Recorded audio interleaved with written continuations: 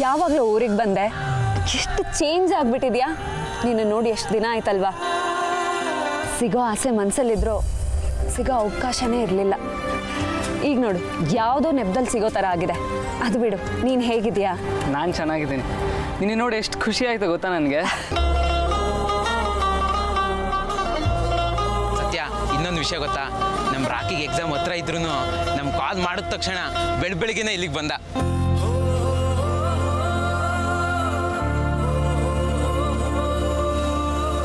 Lawyer ಹತ್ರ ಕರ್ಕೊಂಡೋದ, ಆಮೇಲೆ judge ಹತ್ರನೂ ಕರ್ಕೊಂಡೋದ. ಒಟ್ಟಿನಲ್ಲಿ ನೀನು ಹೊರಗೆ ಬರೋ ಕಾರಣನೇ ನಮ್ಮ ರಾಕಿ.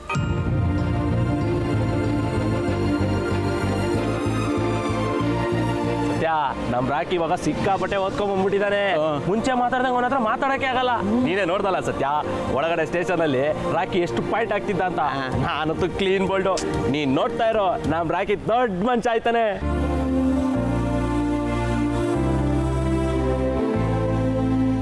ತುಂಬ ಖುಷಿ ಆಗ್ತಾ ಇದೆ ಕಣೋ. ಥ್ಯಾಂಕ್ಸ್ ರಾಕಿ. ಏನು ಮಾತಾಡ್ತಾ ಇದೆಯಕ್ಕ ನೀನು ನನಗೆ ಥ್ಯಾಂಕ್ಸ್ ಹೇಳೋದ? ನಾನು ಬದುಕಿರೋದೇ ನಿನ್ನಿಂದ ಅಲ್ವಾ. ನಾನು ಇವಾಗ ಏನಾದರೂ ಓದ್ತಾ ಇದ್ದೀನಿ ಅಂದರೆ ನೀನೇ ಕಾರಣ ಅದಕ್ಕೆ.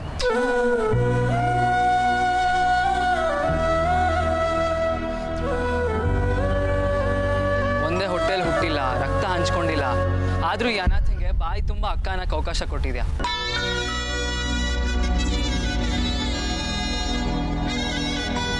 ಬರೀ ಅಕ್ಕ ಅಂತ ಕರ್ಸ್ಕೊಂಡಿದ್ದಲ್ಲ, ಅದೇ ಥರ ನೋಡ್ಕೊಂಡಿದ್ಯಾ ನೀನು.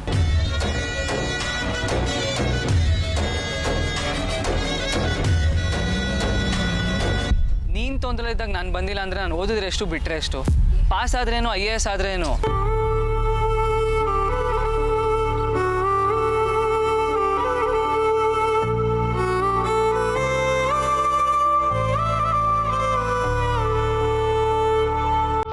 ನಿನ್ನ ಕಷ್ಟಕ್ಕಾಗದಿರೋ ವಿದ್ಯೆ ನನಗೆ ಬೇಡ ಅಕ್ಕ.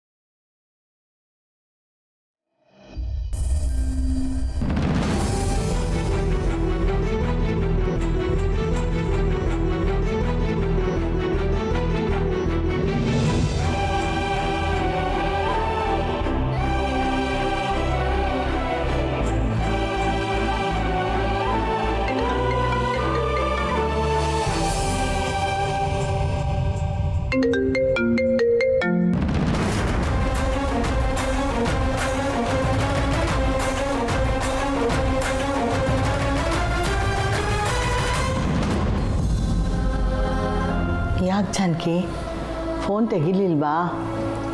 ಕಟ್ ಮಾಡಿದ್ರು ಅತ್ತೆ. ಇನ್ನೊಂದ್ಸಲ ಮಾಡಿ ನೋಡು, ತೆಗಿಬಹುದು.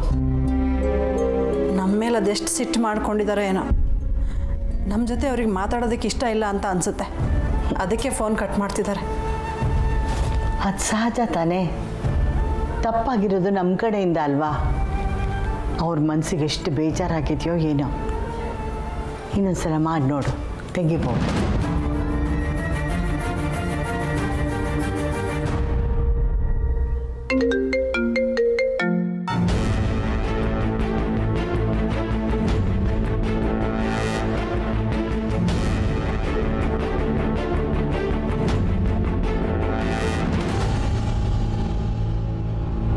ರೀ, ಒಂದ್ಸಲ ಕಾಲ್ ಕಟ್ ಮಾಡಿದ್ರೆ ನಿಮ್ಗೆ ಅರ್ಥ ಆಗಲ್ವಾ? ಮತ್ತೆ ಮತ್ತೆ ಯಾಕೆ ಕಾಲ್ ಮಾಡಿ ಪ್ರಾಣ ತಿಂತೀರಾ? ನಮ್ಮಿಂದ ತಪ್ಪಾಗಿದೆ. ಆಗಿರೋದ್ರ ಬಗ್ಗೆ ನಿಮ್ಮ ಜೊತೆ ಮಾತಾಡೋದಕ್ಕೆ ನಮಗೆ ಮುಖನೂ ಇಲ್ಲ. ನಮ್ಮ ಬಗ್ಗೆ ನಮಗೆ ನಾಚಿಕೆ ಆಗ್ತಿದೆ. ಆದರೂ ನಾಚಿಕೆ ಬಿಟ್ಟು ಫೋನ್ ಮಾಡ್ತಾ ಇದ್ದೀರಲ್ಲ.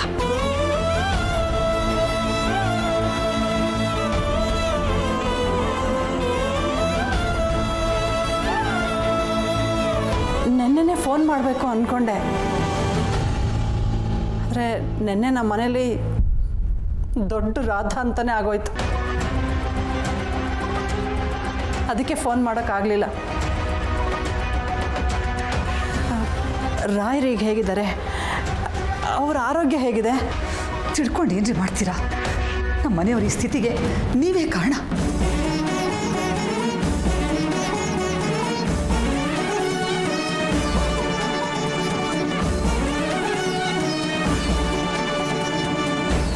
ಇನ್ನೂ ಪ್ರಜ್ಞೆ ಬಂದಿಲ್ಲ. ಹಾಗೆ ಮಲಗಿದ್ದಾರೆ. ನನ್ನ ಹೊಟ್ಟೆ ಸಂಕಟ ಅರ್ಥ ಆಗುತ್ತಾ ನಿಮಗೆ?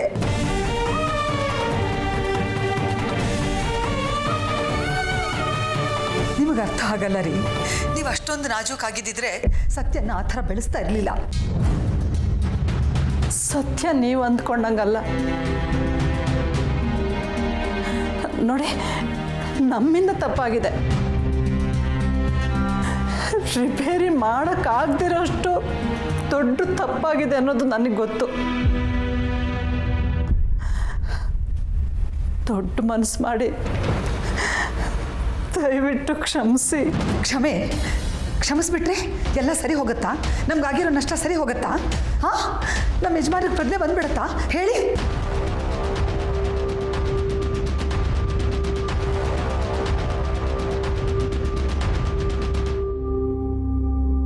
ಮಗನ ಮದುವೆ ನಿಂತು ಹೋಯ್ತು ಅಂತ ಜನ ಬಾಯಿಗೆ ಬಂದಾಗ ಮಾತಾಡ್ತಾ ಇದ್ದಾರೆ. ಅದನ್ನ ನಿಲ್ಸಕ್ಕಾಗತ್ತಾ?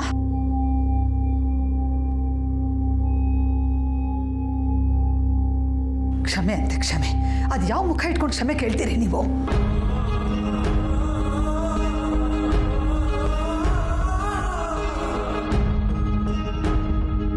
ನಿಮ್ಮ ಸಂಕಟ ನನಗೆ ಅರ್ಥ ಆಗುತ್ತೆ. ನಾನು ಹೇಳಿದ ಒಂದು ಸುಳ್ಳಿಂದ ಇಷ್ಟೆಲ್ಲ ಆಗೋಯ್ತು. ಆದರೆ ಸತ್ಯನ ಬಗ್ಗೆ ಮುಚ್ಚಿಡದೆ ನಮಗೆ ಬೇರೆ ದಾರಿನೇ ಇರಲಿಲ್ಲ. ಮುಚ್ಚಿಡ್ಲಿಲ್ಲ ಅಂದರೆ ನಿಮ್ಮ ಮನೆಯಿಂದ ಯಾರು ಹೆಂಡ್ತು ಅನ್ಕೋತಾರೆ? ಇದು ಬೇರೆ ನಿಮ್ಮ ಯೋಗ್ಯತೆಗೆ ಮೀರಿದ ಸಂಬಂಧ. ಹೇಗಾದರೂ ಮಾಡಿ ಮದುವೆ ಮಾಡಿ ಕೈ ತೊಳ್ಕೊಂಡ್ಬಿಡೋಣ ಅಂತ ಹೀಗೆ ಮಾಡಿದ್ರಿ.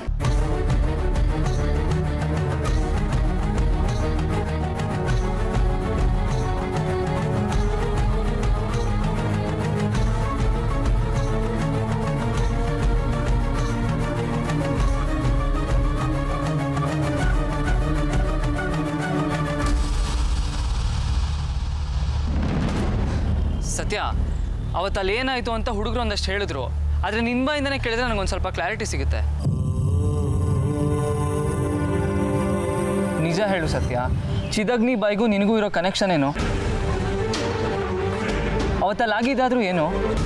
ರಾಖಿ, ನೀನು ನನ್ನ ಮೇಲೆ ಅನುಮಾನ ಪಡ್ತೀಯಾ? ಅವತ್ತಲ್ಲಿ ನಡೆದಿದ್ದ ಘಟನೆಗೆ ನಾನು ಕಾರಣ ಅಲ್ಲ. ಇದನ್ನ ನಾನು ಎಷ್ಟು ಸಲ ಹೇಳಿದ್ರು ನಾನೇ ಅಪರಾಧಿ ಅನ್ನೋ ಥರ ಎಲ್ಲರೂ ನಾನು ನೋಡ್ತಾ ಇದ್ದಾರೆ. ನಿಜ ಯಾವುದು ಸುಳ್ಳು ಯಾವುದು ಅಂತ ಗೊತ್ತಾಗಬೇಕಂದ್ರೆ ಒಂದೊಂದು ಎಳೆನೂ ಬಿಡಿಸ್ಕೊಂಡು ಹೋಗಬೇಕು.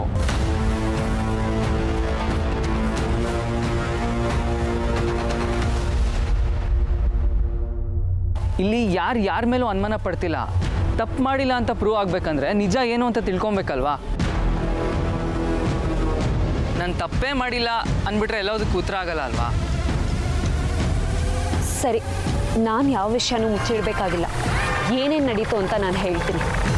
ಅವತ್ತು ನಾನು ಅಕ್ಕನ ಮದುವೆ ಇನ್ವಿಟೇಷನ್ ಕೊಡೋದಕ್ಕೆ ಅಂತ ಹೋದಾಗ ಚಿದಗ್ನೆ ಬಾಯಿ ಸಿಕ್ಕಿದ್ಲು.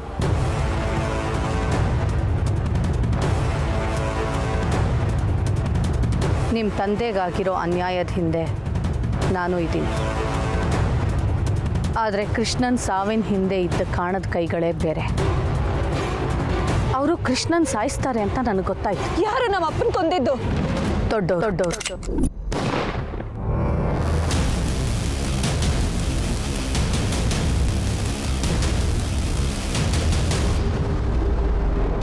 ಅಂದರೆ ದಿವ್ಯಾಕ್ಕನ ಮದುವೆ? ಚಿದಗ್ನಿ ಬಾಯಿ ಕೊನೇಲಿ ಒಂದು ಮಾತು ಹೇಳಿದ್ಲು. ಅದ್ರ ಪ್ರಕಾರ ಅವಳಿಗೆ ಹೊಡೆದಿರೋದು ಯಾರೋ ದೊಡ್ಡವ್ರ ಕಡೆಯವ್ರಂತೆ. ಅಷ್ಟೇ ಅಲ್ಲ ರಾಕಿ, ನಾನವತ್ತು ರೆಸಾರ್ಟಿಗೆ ಹೋದಾಗ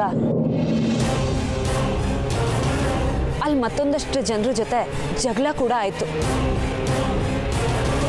ಇದನ್ನೆಲ್ಲ ಒಂದಕ್ಕೊಂದು ಲಿಂಕ್ ಮಾಡ್ತಾ ಹೋದರೆ ಇದ್ರ ಹಿಂದೆ ಯಾರ ಕೈವಾಡ ಇದೆ ಅಂತ ಗೊತ್ತಾಗ್ಬೋದು. ಗೊತ್ತಾಗುತ್ತಕ್ಕ, ಖಂಡಿತ ಗೊತ್ತಾಗುತ್ತೆ. ನೀನು ನಿರಪರಾಧಿ, ಇಂಥ ತಪ್ಪು ಮಾಡೋಕ್ಕೆ ಸಾಧ್ಯನೇ ಇಲ್ಲ. ಅದನ್ನು ನಾನು ಜಗತ್ತಿನ ಮುಂದೆ ಪ್ರೂವ್ ಮಾಡೋಕ್ಕೆ ಏನಾದರೂ ಮಾಡೇ ಮಾಡ್ತೀನಿ. ನಾನು ದಿವ್ಯಾಕ್ಕನ ಮದುವೆಗೆ ಬರಬೇಕಾಗಿತ್ತು. ಅಟ್ಲೀಸ್ಟ್ ನನ್ನಲ್ಲಿದ್ದರೆ ಇದೆಲ್ಲ ಆಗ್ತಿರ್ಲಿಲ್ವೇನೋ.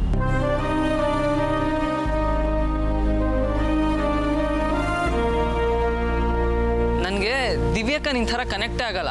ಅದಕ್ಕೆ ಅವಳು ಮದುವೆಗೆ ಬಂದಿಲ್ಲ ನಾನು.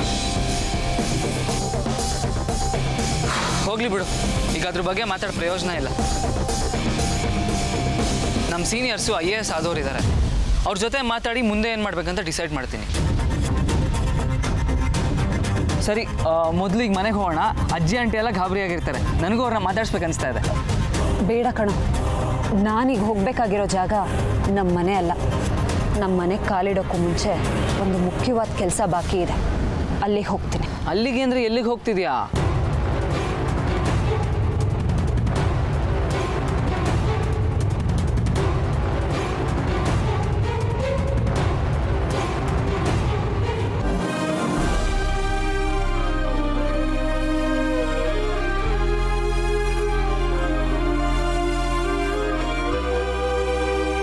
ಹೌದಮ್ಮ, ನೀವು ಹೇಳಿದ ನಿಜಾನೇ.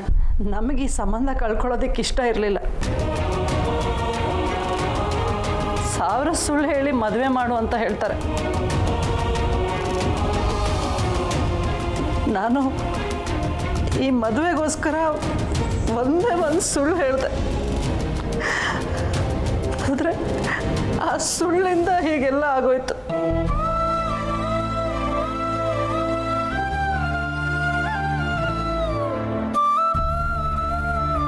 ನೀವು ಅಂದ್ಕೊಂಡ ಹಾಗೆ ಸತ್ಯ ಕೆಟ್ಟವಳಲ್ಲ. ಅವಳ ಬಟ್ಟೆ, ಅವಳಿರೋ ರೀತಿ ನೋಡಿ ನಿರ್ಧಾರ ಮಾಡಬೇಡಿ. ಹಾಗೆ ನೋಡೋದಾದರೆ ಗುಣದಲ್ಲಿ ದಿವ್ಯಗಿಂತ ಸತ್ಯ ಒಂದು ಕೈ ಮೇಲೇನೆ. ನಿಮ್ಮ ಹೆಗ್ಗಣ ನೀವು ಮುದ್ದಿರ್ಬೋದು, ಆದರೆ ನನಗಲ್ಲ. ಅದಕ್ಕೆ ನಾನು ಸತ್ಯನ ಮುಚ್ಚಿಟ್ಟಿದ್ದು. ಅದೇ ನಾನು ಮಾಡಿದ ದೊಡ್ಡ ತಪ್ಪು. ಅದಕ್ಕೆ ನನಗೆ ಸರಿಯಾಗಿ ಶಿಕ್ಷೆ ಆಗ್ತಿದೆ. ಶಿಕ್ಷೆ ನಿಮಗಲ್ರಿ ಆಗಿರೋದು. ಮಾನ ಮರ್ಯಾದೆಯಿಂದ ಬದುಕ್ತಾ ಇದ್ವಿ ನೋಡಿ ನಾವು, ನಮಗೆ ಶಿಕ್ಷೆ ಆಯಿತು.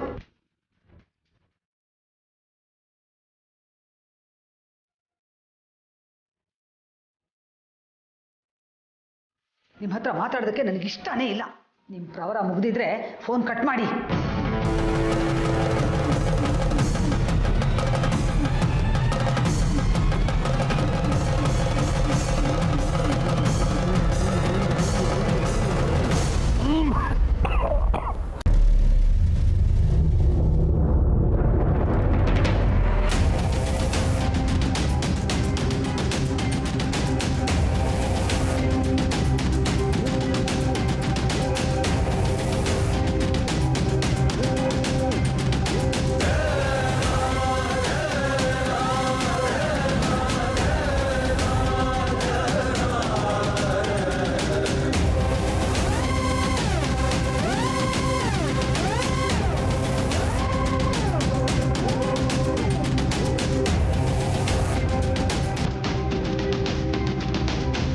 ಮಾತು ಕೇಳಿಸಿತವ್ರೆ.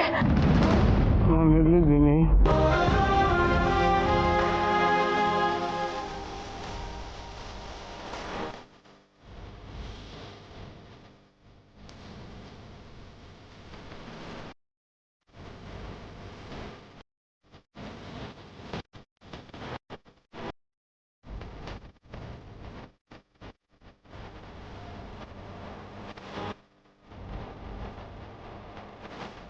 ಏನಾಯ್ತು ಜಾನಕಿ?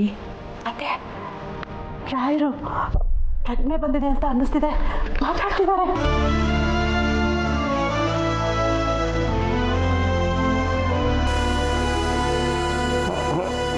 ಮದುವೆ ಏನಾಯ್ತು ಸೀತಾ?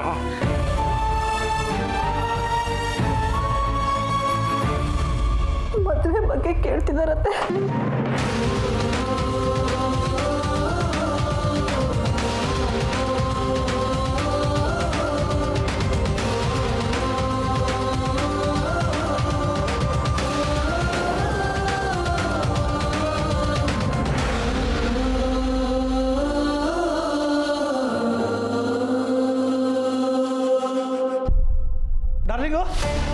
ಡಾರ್ಲಿಂಗು, ಒಂದು ಗುಡ್ ನ್ಯೂಸ್.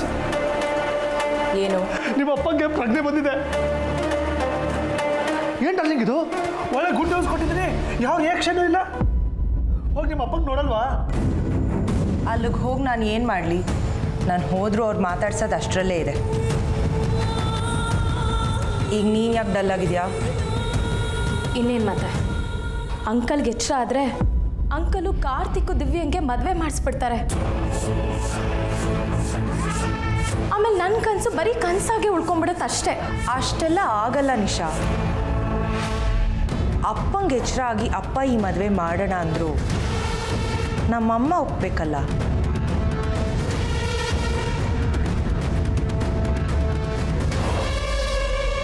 ಅದು ಹೇಗೆ ಅಷ್ಟು ಗ್ಯಾರಂಟಿಯಾಗಿ ಹೇಳ್ತೀಯಾ? ಇಲ್ಲಿ ಯಾವಾಗಲೂ ಅಂಕಲ್ ಮಾತೇ ನಡೆಯೋದು. ನಿಮ್ಮಮ್ಮ ಸುಮ್ಮನೆ ಎಗರಾಡ್ತಾರಷ್ಟೇ, ಆಮೇಲೆ ಅಂಕಲ್ ಮಾತನ್ನೇ ಕೇಳ್ತಾರೆ.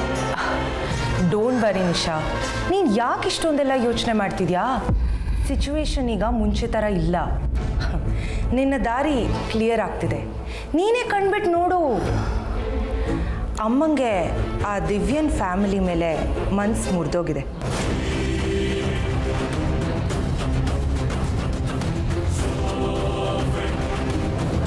ಇನ್ನು ಜಪ್ಪಯ್ಯ ಅಂದರೂ ಅಮ್ಮ ಈ ಮದುವೆಗೆ ಒಪ್ಪೋದಿಲ್ಲ.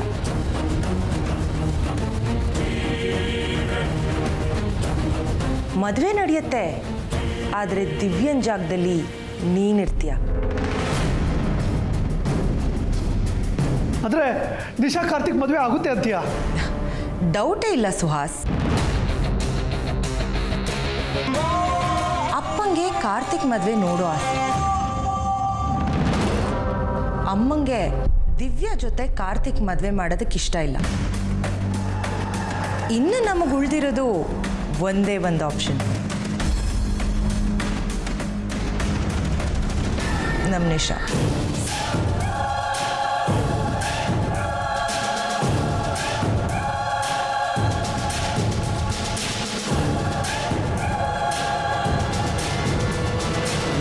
This is my plan.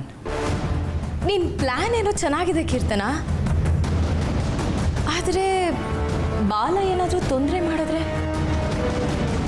ಅವನದೇನು plan ಮಾಡಿದಾನೋ ಯಾರು ಗೊತ್ತು. ಆ ಯೋಚನೆ ನೀನು ಮಾಡಬೇಡ ನಿಶಾ. ಆ ಬಾಲನ್ ಟೆನ್ಷನನ್ನು ನನಗೆ ಬಿಟ್ಬಿಡು. ಅವನಿನ್ ಮುಂದೆ ನಮಗೆ ಏನೂ ತೊಂದರೆ ಮಾಡೋದಿಲ್ಲ. ಅಕಸ್ಮಾತ್ ಏನಾದರೂ ತೊಂದರೆ ಮಾಡಿದ್ರೂ ಆ ಬಾಲನ್ನು ಅಲ್ಲೇ ಕಟ್ ಮಾಡಿ ಬಿಸಾಕ್ತೀನಿ.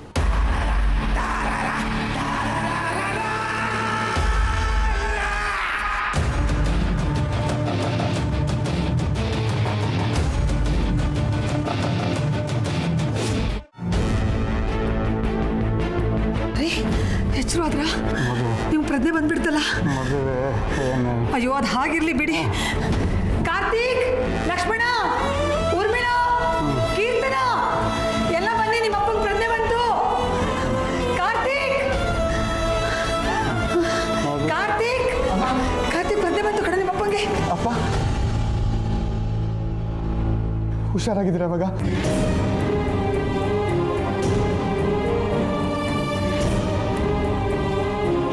ಲಕ್ಷ್ಮಣ ಎಲ್ಲೋ?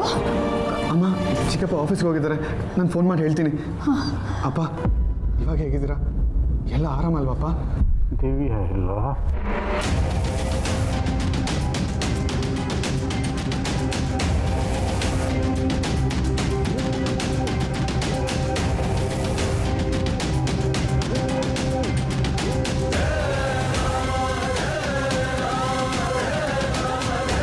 ಅದು ಏನಾಯ್ತಪ್ಪ?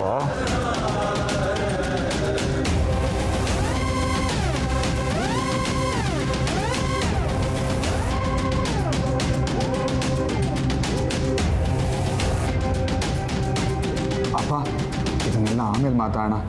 ನೀವು ಮಾತಾಡಿ ಆಯಾಸ ಮಾಡ್ಕೊಬೇಡಿ, ರೆಸ್ಟ್ ತಗೊಳ್ಳಿ. ಅಮ್ಮ, ಈ ವಿಷಯನ ನನ್ನ ಮುಖಂದಂಗಲ್ಲಿ ಫೋನ್ ಮಾಡಿ ತಿಳಿಸ್ತೀನಿ.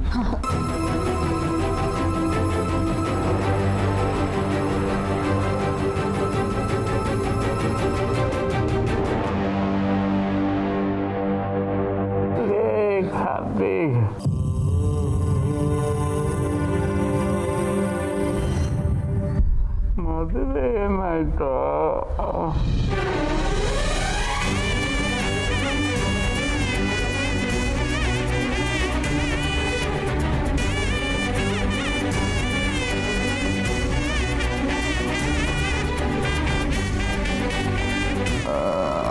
ಅಪ್ಪ, ಆಗಬೇಕಾಗಿರೋದೆಲ್ಲ ಹಾಗೇ ಆಗುತ್ತೆ. ನೀವು ಅದ್ರ ಬಗ್ಗೆ ಏನು ಚಿಂತೆ ಮಾಡಬೇಡಿ. ನಾನು ಚೆನ್ನಾಗಿದ್ದೇನೆ ಕಣೆ. ಅಂದರೆ ಅದು ಇನ್ನೂ ಆಗಿಲ್ವಾ?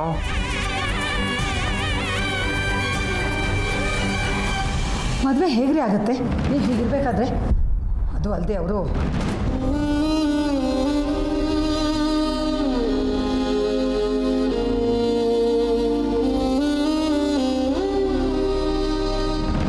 ಅಪ್ಪ ಮೊದಲು ನೀವು ಹುಷಾರಾಗಿ, ಆಮೇಲೆ ಮತ್ತೆ ಮದುವೆ ಬಗ್ಗೆ ಯೋಚನೆ ಮಾಡೋಣ.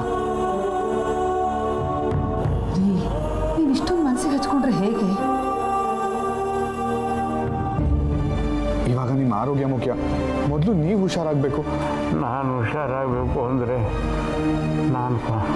ನಾನು ಅಂದ್ಕೊಂಡಿರೋದಾಗಲೇಬೇಕು.